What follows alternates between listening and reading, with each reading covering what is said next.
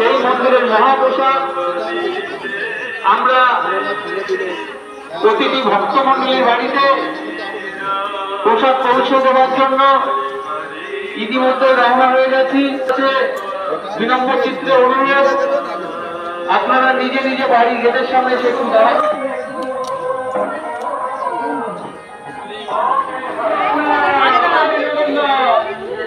ভক্তমন্ডলী ইতিমধ্যে আপনারা আছেন।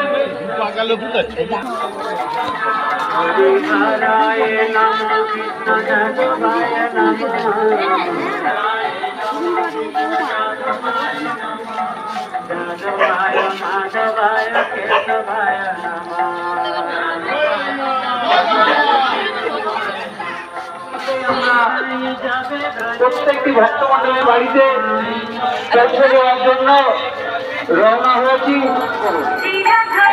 আমরা এই প্রসাদ বিতরণ পালপাড়ার দিকে রওনা হয়েছি।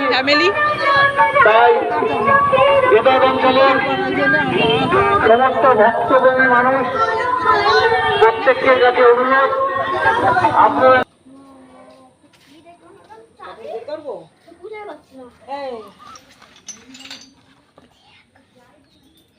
আমরা দুজনে গুছিয়ে পারবো আমরা।